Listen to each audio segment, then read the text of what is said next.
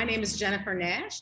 I am the Vice President of Corporate Solutions and Capacity Building at Points of Light, and I welcome all of you to A Call to Action, a special conversation at this year's Points of Light conference that takes a look at ethics and responsibility in storytelling. We are honored to have an esteemed panel of speakers who are leading strategic solutions to foster systems of change within entertainment. Today's conversation will explore authorship and accountability and how characters we see on screen impact the ways that we interact with one another. It is my pleasure to introduce you to Dr. Stacy Smith, founder of the USC Annenberg Inclusion Initiative, the leading global think tank studying issues of inequality in entertainment. Dr. Smith's groundbreaking research examines inclusion of gender, race and ethnicity, the LGBTQ community, people with disabilities and mental health and storytelling across film, TV, and digital platforms. In 2019, The Hollywood Reporter named her one of 50 agents of change. In 2021, Billboard listed Dr. Smith as an industry change agent. Dr. Smith, thank you for providing an overview of your research and the disruption that's happening in the entertainment industry. This will be helpful framing before our panel dives into the conversation. So welcome, Dr. Smith. Thanks so much, Jennifer. It's great to be here. And what I thought I'd just do for a couple of minutes is level set. Where are we at when we think about issues of inclusion? And I'm going to use a particular medium to orient our conversation, knowing that when we think about the media, when we look across platforms, some places are doing a little better. Some places are in need of more progress. And hopefully this will provide some fruitful conversation when we think about all the different ways in which stories are told, whether it's very short form lyrics and music, or a feature film, or even a non-scripted series or a documentary movie. So what I want to do right now is just talk a little bit about what we know. And what we know is a little contingent upon the very odd time that we're in right now. 2020 was a very different year in terms of not just the twin pandemics, which are facing the world in terms of both COVID and racial reckoning and racial justice. But in terms of content, it turned upside down, I think, the industry in some respects when it comes to issues of inclusion and distribution of content on platforms. So the film industry, I think, is in a time of great evolution and change. And so I'd like to talk a little bit about what we know in the last stable year that we saw, which was 2019. And just so that folks know, there's been some change over time.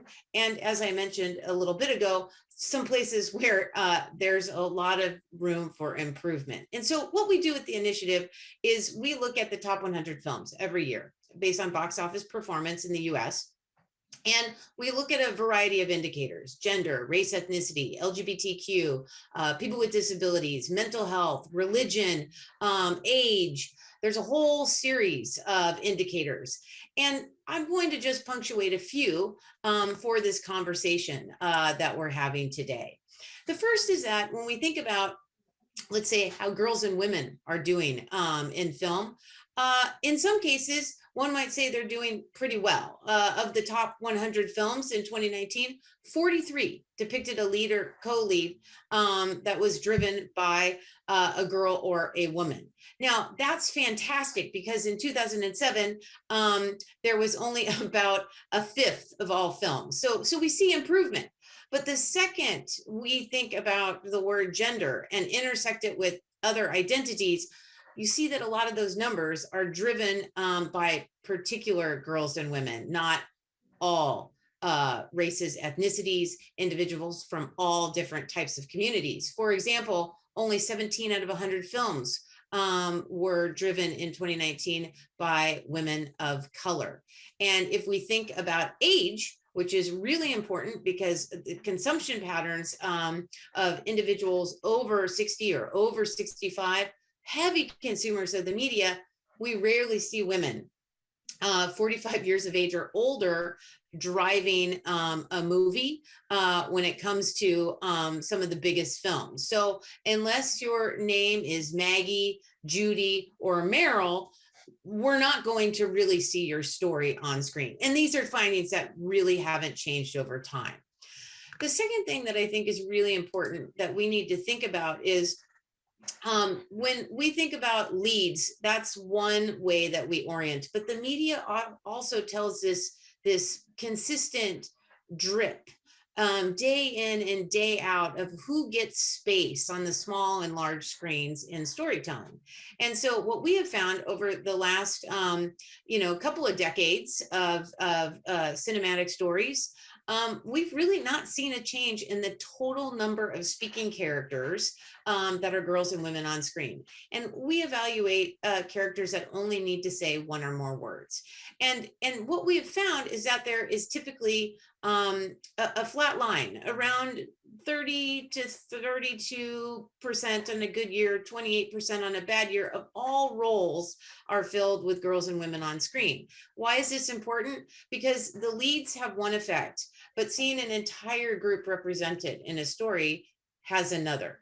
And when day in and day out, you don't see yourself reflected, this can cause or influence people's worth or value, or even set an agenda cognitively about what we might expect about who gets to participate in different areas of life.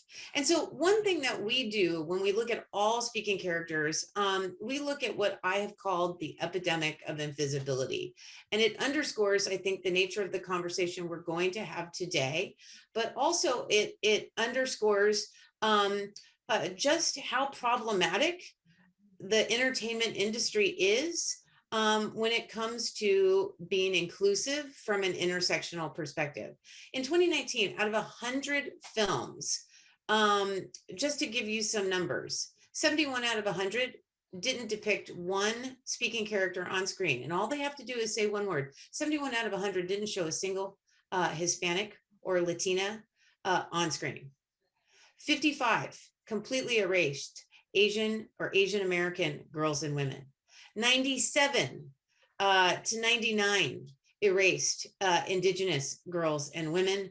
And the numbers are equally problematic when we think about girls and women who are Middle Eastern or North African.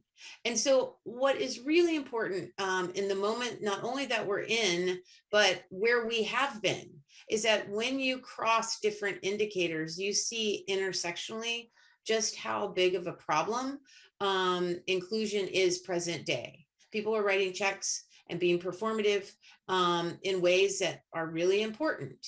But when it comes to the hard work of making sure those ecosystems are balanced and represent the world we live in, there's a lot of work to be done. And this, I can say, across platforms. Streaming is better. Television's a little better. But by no means are we at proportional representation across different identity groups. Now, I just want to end before I turn it back over to Jennifer by thinking about how do we start to solve issues of inequality.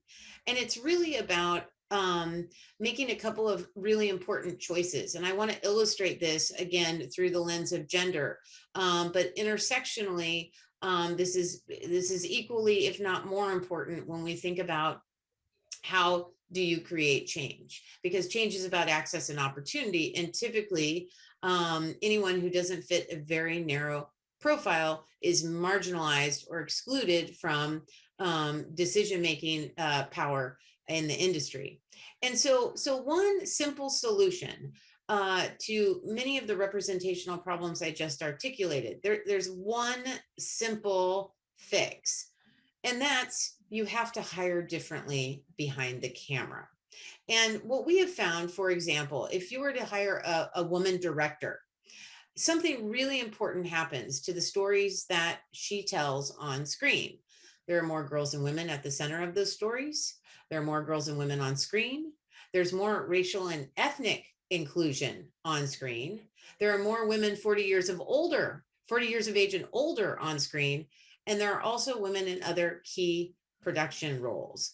One could think of this as the Ava DuVernay effect, right? When you put someone behind the camera who has a unique sensibility and point of view, they hire differently than the status quo. And typically, we've seen women directors shut out of Hollywood and occupying anywhere between 4 to 6% of the top jobs. The numbers are higher in television, but we're not seeing 50%. And typically what we see in terms of these barriers for women, they are replicated when it comes to race, ethnicity, the LGBT community, and people with disabilities. Then when you intersect those identities, more and more challenges, impediments, and barriers emerge. And so on one hand, I think it seems like a very promising time right now that people are talking about inclusion and they're concerned with issues of equality. But when we take a hard look at the data, the numbers, they don't reflect, I think, what people want to see, what audiences are craving. And across platforms, there's a lot of room for growth. And so I want to end the conversation there with just a flavor of those data points that I mentioned, so that it provides a bit of a jumping off point, whether we're talking about different platforms, the psychological profiles of individuals who are likely to be inclusive versus those that are not, and solutions for change as we move forward. So it is great to be here. Thank you so much for this opportunity. And Jennifer, I'd like to throw it back to you. Thank you, Dr. Smith, for these incredible insights. I think that the data points set us up for a great conversation. Now it's my pleasure to introduce Brenda Robinson, partner at Gamechanger Films and member of the Points of Light Board of Directors. Brenda has extensive experience in film, television, and music as both an entertainment attorney and producer. Brenda currently serves on the boards of Film Independent, The Representation Project, and Chicken and Egg Pictures. She's a founding advisory board member of the USC Annenberg Inclusion Initiative. And Brenda, we are thrilled to have you here with us today as moderator for this esteemed panel. And I know our audience is eager to dive into the conversation. So welcome, Brenda. Thank you so much, Jennifer. And really, it is a pleasure to be here with such a stellar group. I feel gratitude that I have the opportunity to be in this industry, doing this important work alongside people like this who actually believe in our ability to have an impact.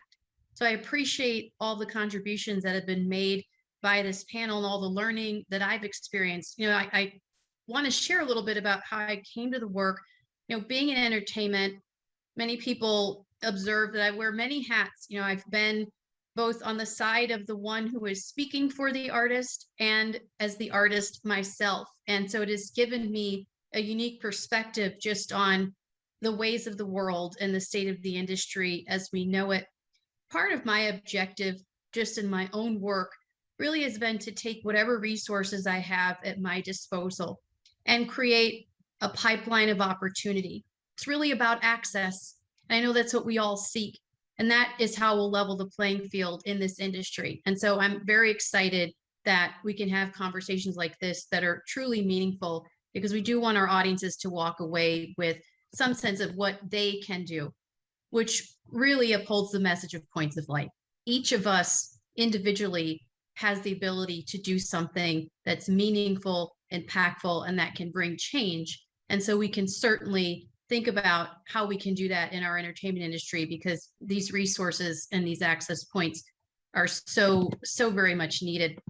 So I'm very excited to be joined today by incredible experts in this space who've spent their lifetimes and their full careers focused on this work. I'm very excited to introduce Kevin Iwashina, a dear friend and thought leader in the nonfiction space in particular. Kevin is the head of Endeavor Content Documentary, which is a global leader in the production, distribution, financing, and sales of premium film, television, and studio content. And in this role, I should share, Kevin identifies financing opportunities. He handles sales. He provides advisory services for a range of media companies, for global corporations and content creators. But most importantly, Kevin is himself a film producer in his own right, and I'm very proud of that. So welcome, Kevin. I'm also excited to have Leah Salgado joining us, who's the current Deputy Director of IllumiNative. She oversees communication, strategy, and pop culture work for the organization. And by the way, Leah has a long history of leading strategic communications work for Native-led organizations. It's truly a perspective we don't get to see enough of. And then in terms of her background, I want to share with this audience that Leah's studies have been focused on racial and gender inequality. There at Cornell. And so I'm excited that the two of you can bring this perspective today, as I know that it has informed your work and your thinking up to this point. So let's talk about kind of where we are as an industry. Dr. Smith framed it quite beautifully. And that reminds us that a lot of the work that we do is grounded in research, it's grounded in real data, but also supplemented by our lived experiences. And that's what I hope to hear from today on the panel. So we've seen in this past year, there are more robust conversations around ethics in storytelling. The questions of authorship and accountability and who gets to tell whose story. These are the things we're grappling with. These are not new questions, but certainly in the past year, they've gotten more attention. So we know as an entertainment community, stories have the power to transform, and they transport us. They tell us what society values, and they share and tell our history, the good and the bad. They don't give everyone an equal voice always. So I want to start with Kevin. As we think about just entertainment in its various forms, film, television, messages, experiences, obviously it influences how people view the world and the people living in it.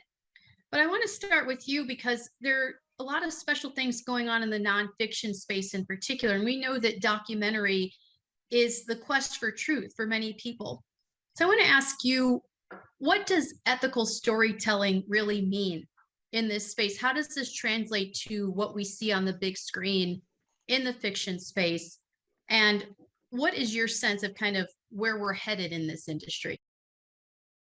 Well, thank you, Brenda, and thank you for the great introduction. I guess I'm just glad that we're trying to find ethics in Hollywood. So the theme of this conversation is exciting unto itself. But I mean, ethical storytelling, it's interesting, right? We come at everything from such a creative perspective, right? Like we imagine, we create editorial around our stories and our characters. And there are characters in documentaries. So I think it's almost an adjustment, right? I think ethical is it's almost there's a lot of gravitas there, right? I'd say I think really what's happening, it's storytelling in being more dimensional, more thoughtful about who we're supporting, right, in telling a story, right? And so when we talk about documentary film in particular, that's a medium that is super filmmaker driven.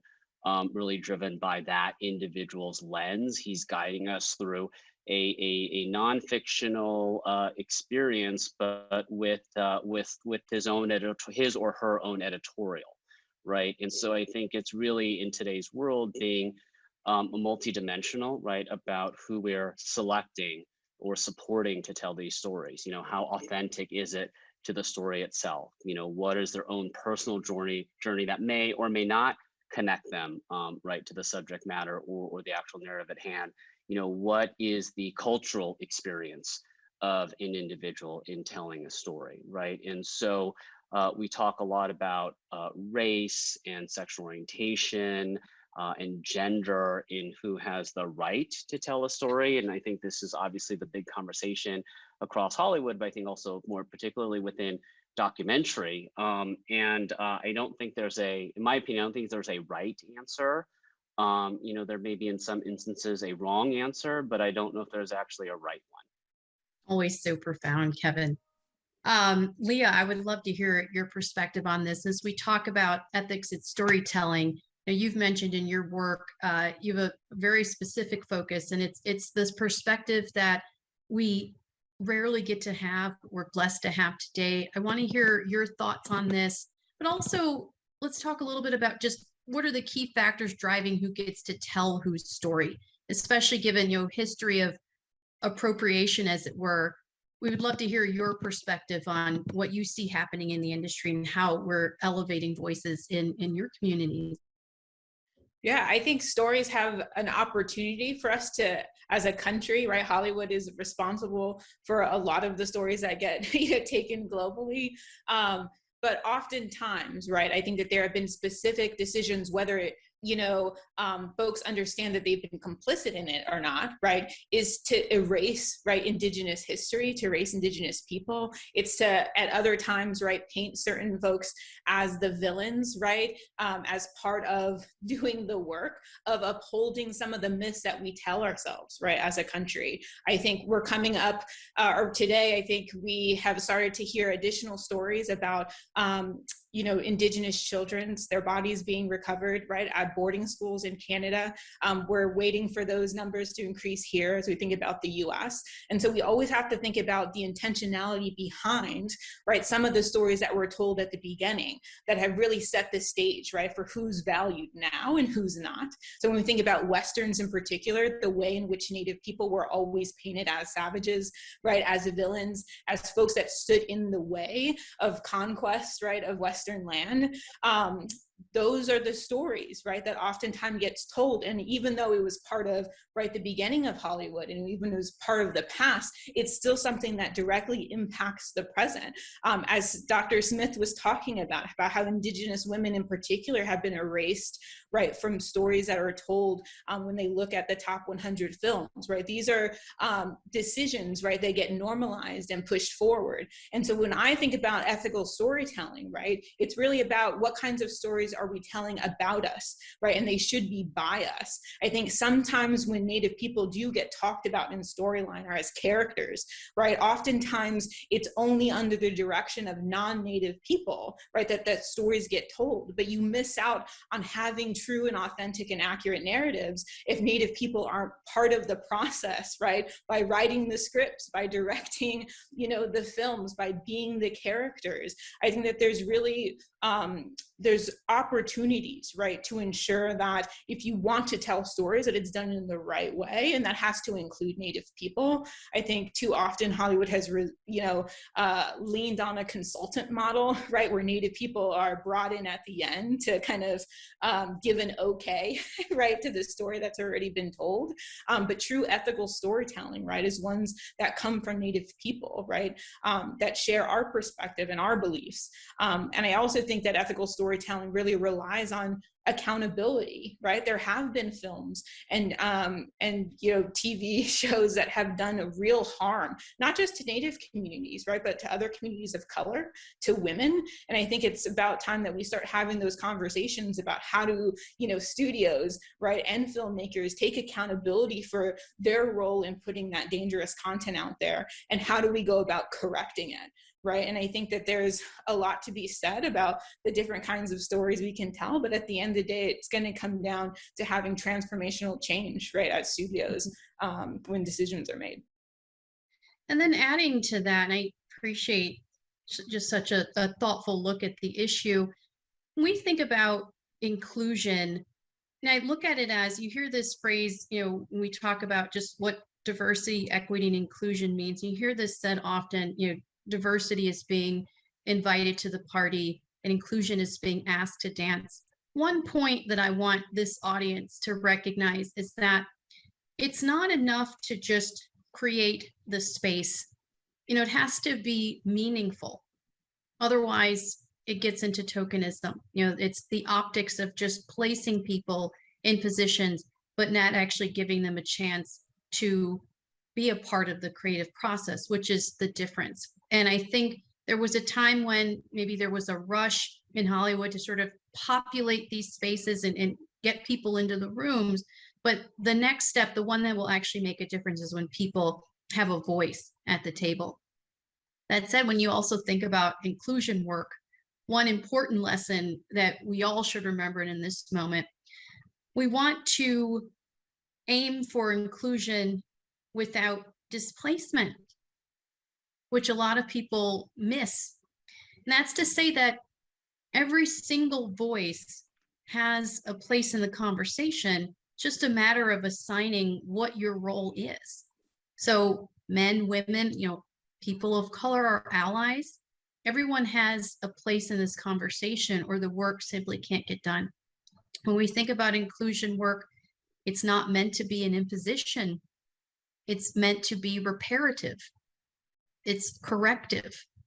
It's work that all of us are responsible for, and all of us have a role in actually remedying. So this is helpful to talk about this as the group today, because we want to make it very clear that everyone has a role to play, and that we still have much more work to do. Even as progress has been made, we have to take that next step of not only getting people to the table, but actually allowing them to speak. And that's the difference. So I appreciate your thoughtful perspective on that. So I want to sort of transition now into the next part of this. We've sort of gone through the listening part of this conversation and allow people to think, very deliberately about the issues. But let's talk about what we can learn. When we think about access and opportunity and this concept of creating pipelines, I also want to think about just how this impacts changing narratives and power dynamics. So I want to hear from all three of you on this question. Let's talk a little bit about the power dynamics that play a role in how narratives are written. This applies to nonfiction as well, but how do these power dynamics actually play a role in how films and other creative content are written about people and culture? And what are the sort of recent shifts? Dr. Smith got into this at the beginning in her framing, but I want to talk about now, just hear the perspective of the other panelists as you're on the ground doing this work every day, having these conversations, sort of tracking what's happening in the entertainment industry very broadly. I want to hear from each of you about just what you're seeing on the ground in terms of the power dynamics, how it's shifting, what spaces we're creating now for new voices to be at the table, and what's changing right now in the industry. It's actually giving access and opportunities. I'd love to hear from all three of you on that. And just literally, let's share with the audience the intel that we have as industry execs about literally what's happening on the ground right now. Yeah, I think I'll jump in right at the forefront. I think we're all realizing, and maybe we knew this before, is that decisions get made right by executives, by senior people, and I think it's really how do we create opportunity to have more people of color in senior decision-making positions, right? These ultimately, right, let's call it the gatekeeping positions, right? I see what happens when I work with a person of color who's an agent, or a president of a studio who is a person of color. And the conversation I have is different. I know the choices that I make, right, as an Asian gay man, and right, what I respond to, what I can get behind, and how I can even authentically sell, right, from my perspective. So I think it's really about how do we create more opportunity? How do we look at the diverse population that's out there, and how do we help elevate, particularly on the executive side, these individuals to the highest level? Because I think that is where we will see the most change, right? I don't think that other change can't happen without those people in those roles. But if we're talking about, what is the cut through, or what is the most efficient road to seeing, material change in the way that I think we all want it, I think it's more people of color, more LGBTQ plus, more women, right, in these roles of decision-making responsibility. Leah, what are your thoughts on this? Yeah, I think that there have been changes coming up, right?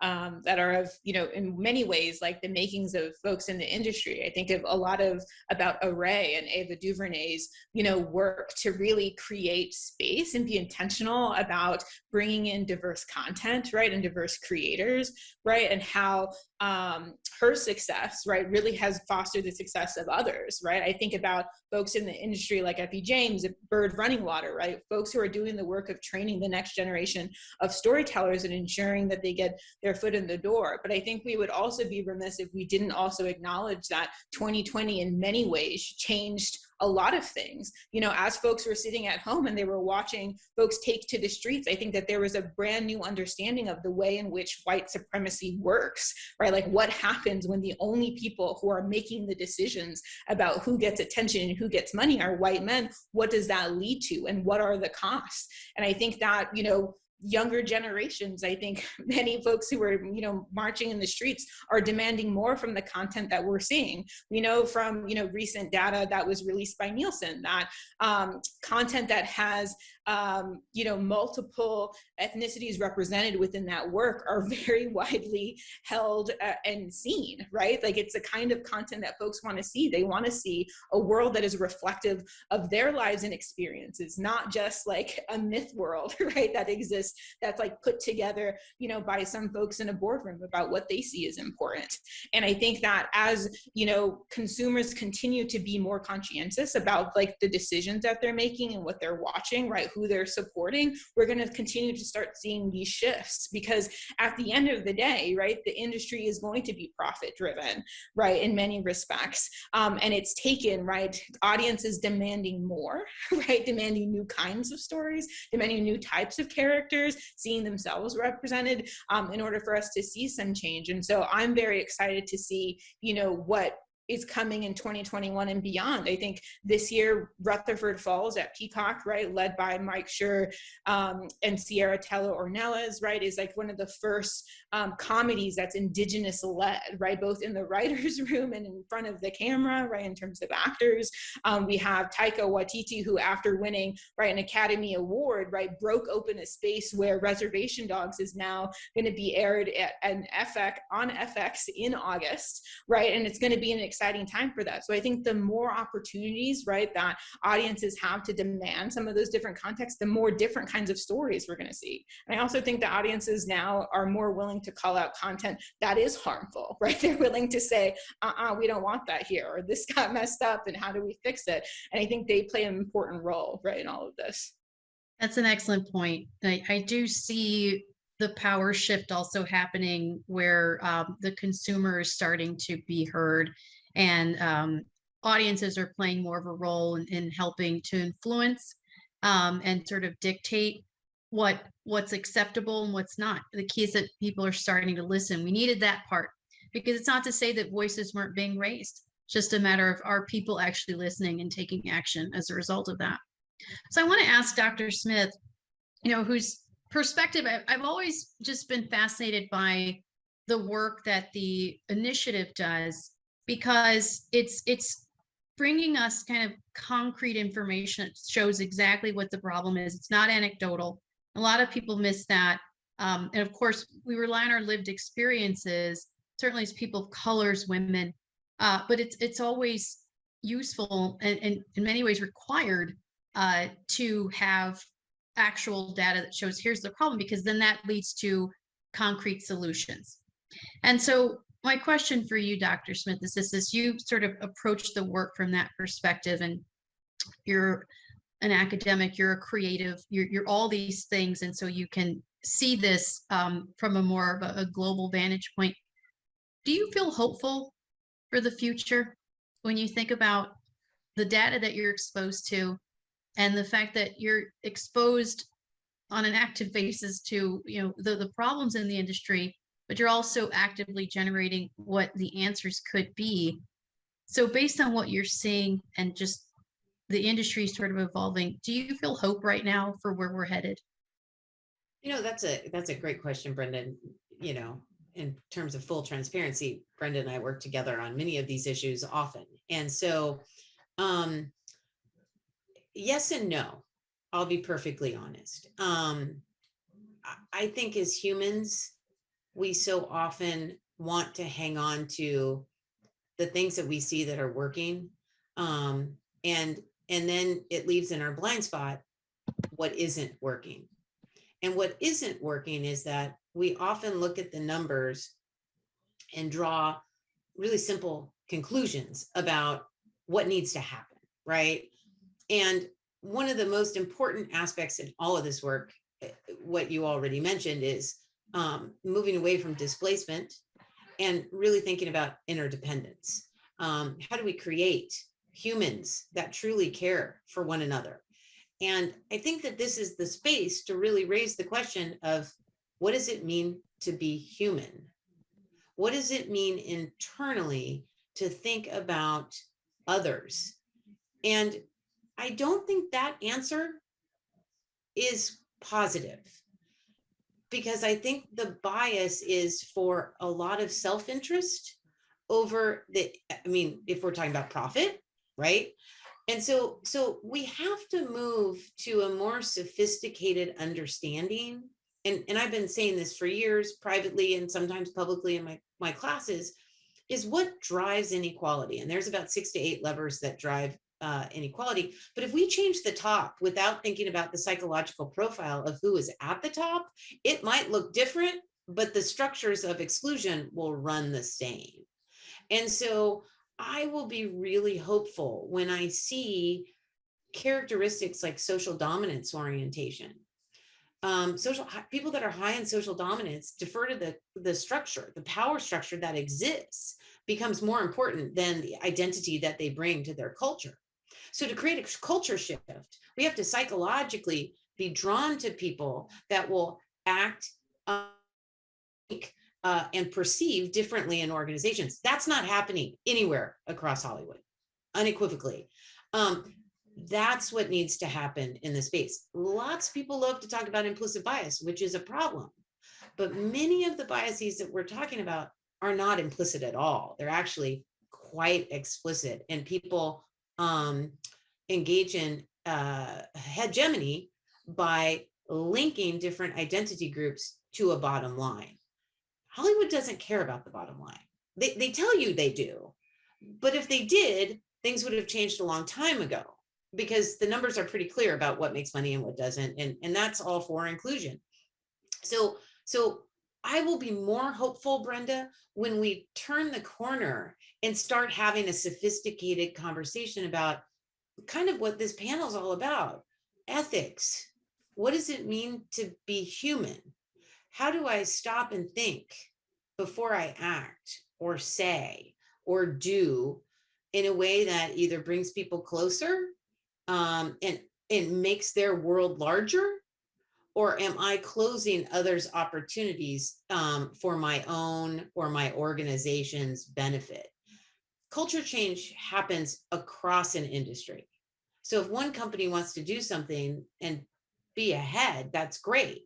That's not going to help this problem. This is as I've said before, this is a person problem.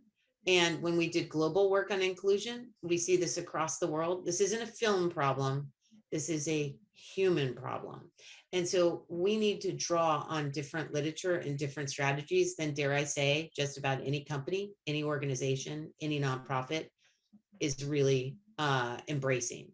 And when that happens, I think I'll get really, really excited, because then we're on the cusp of culture change. Brilliant.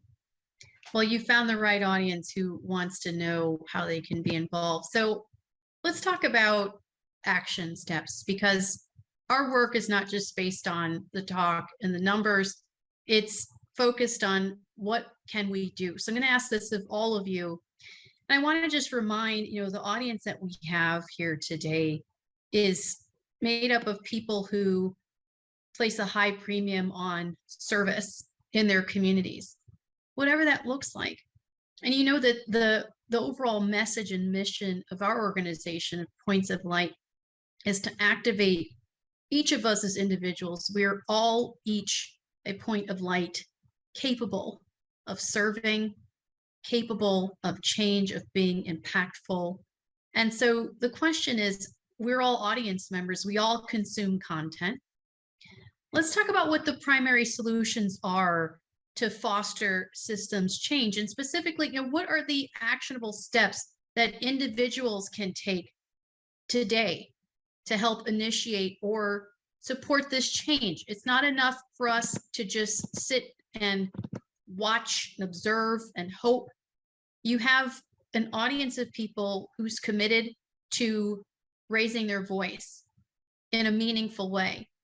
And experts like us on this panel can help give them the tools to do that, so that this work has meaning and this conversation today has meaning. It's not just a listening session. We want to actually empower people today. So I want to ask that of each of you, what are the action steps for consumers of content right now to actually contribute to this conversation, to contribute to the change that's happening? I'll start with Leah on that question.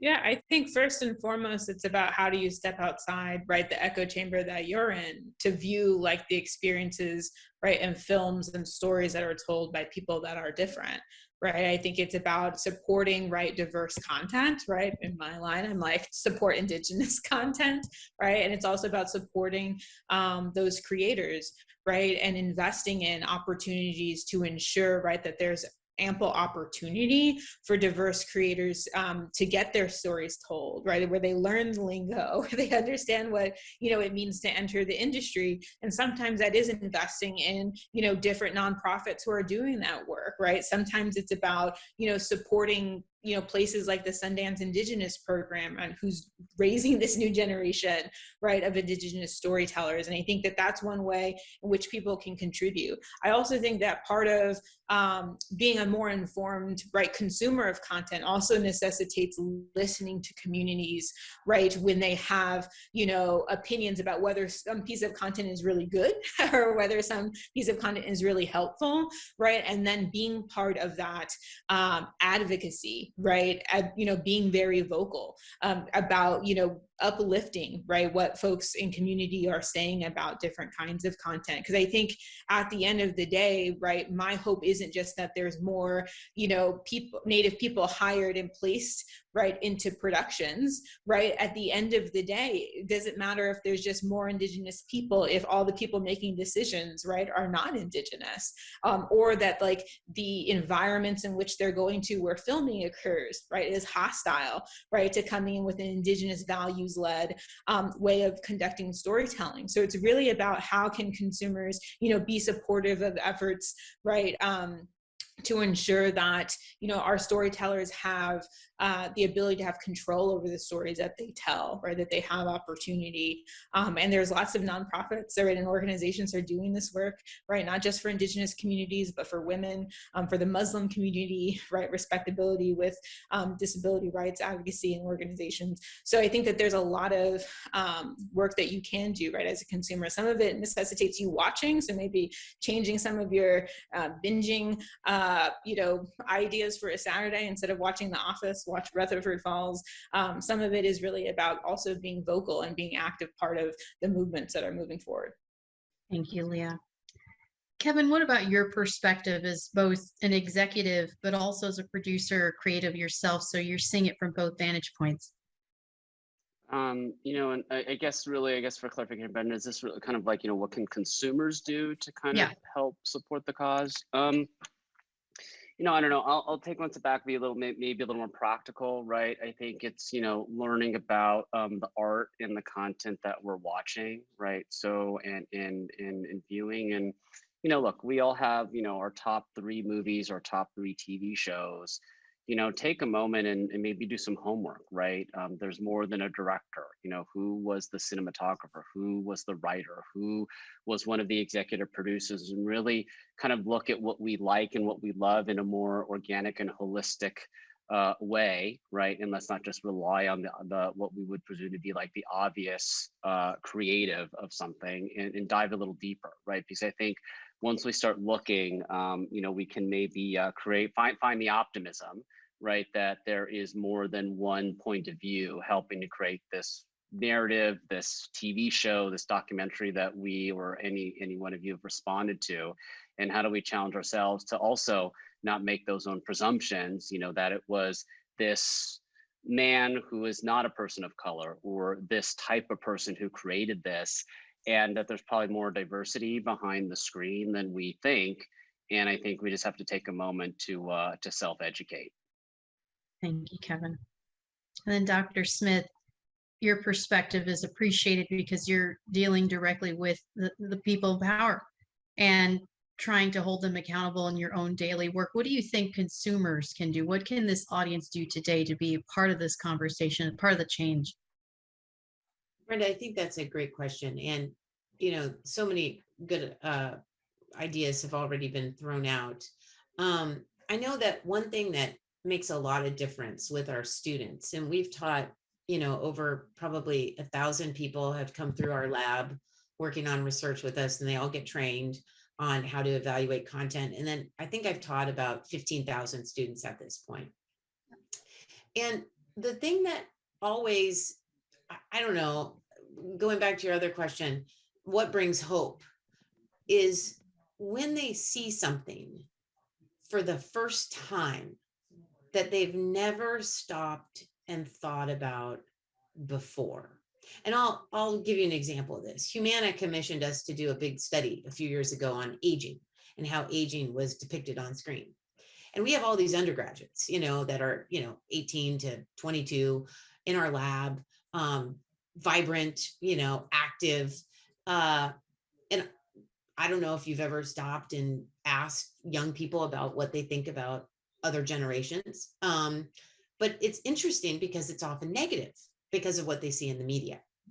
And so we did this study, and they had to catalog all the comments that were made about elderly people. And what you saw is that one by one, the lights went on of just how caustic and derogatory comedies, dramas, action films are towards individuals that built this country, fought for this country, cared for this country.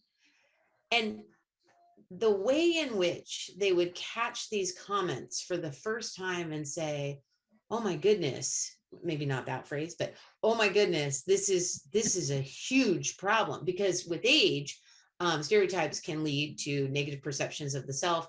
Negative perceptions of the self actually have significant health consequences associated with, you know, slower gait, cardiovascular disease, whole series of negative outcomes. When we stop and we pause about what we think or what we say or what we do, that's power.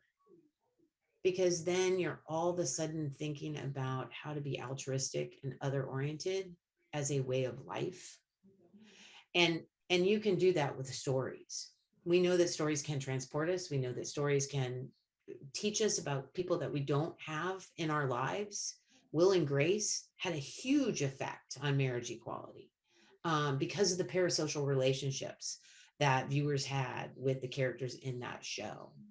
And so when we stop and we reflect on what we actually see on that screen, and we think about who's missing or the way in which characters are joked about or disparaged, you know, seriously or not, that can really change the nature of what people think about this industry, and how to make a difference almost immediately in how they treat other people. And so pausing, reflecting, questioning, and then talking to other people about it, because as we talk, we cognitively rehearse and change our attitudes, perceptions, and beliefs. And that's powerful for a consumer, because a lot of the media industry is already lost. They have found other things they're far more interested in than films, right? The industry has a workforce crisis. Who's going to work at an agency, right? These are huge moments of crisis for an industry that didn't listen for years. So helping the younger generation listen, reflect, and move at a different speed will make us a more humane, caring, and interdependent group of people that take care of the planet. And so it's a big response, but paying attention is something we can all do right now. Thank you, Dr. Smith. And I'll add as a final takeaway, for all of us on this panel today, you know, we've had different ways that we've engaged in this industry, different ways that we've engaged meaningfully within our own communities, working both within and outside with our allies. And what we've found in common is that we see storytelling as our form of activism. It is our way of elevating voices and of being the change agents that we want to see. And so that's our message to the audience, that all of us have the ability to tell our story and to be heard. And what we do with storytelling, with film, TV content, we create empathy. Roger Ebert used to say this, films are an empathy machine. And that is the reality of why there's so much more meaning to be had in this space if we just use these tools responsibly and recognize the positions that we're all in to be able to impact other people, and also humanize our own people. We tell our own stories and we invite others into our space. And this is how we create empathy and get closer to that world that Dr. Smith and really this entire panel envisions. So thank you, all of you, for such a thoughtful look at what's happening in the industry, and more importantly, what we can do to be a part of this. I'll turn it over to Jennifer now, and with a special thanks to my colleagues at Points of giving us this day to have such an important conversation. Well, Brenda, Stacy, Leah, and Kevin, we are grateful to each of you for bringing such an important conversation to the Points of Light conference. We thank you for your perspective, the work that you do, the research, the advocacy, your passion, and most importantly, we thank you for your voices. As the consumers, we've all learned today the importance of demanding that people in underrepresented populations are hired in the decision-making roles that will foster the systems of change that will ultimately change the narrative. Entertainment is a medium that touches each and every one of us. And I know we all feel more equipped to support systems of change within the entertainment industry. So again, thank you for sharing your experiences and guidance with us. And that concludes our panel.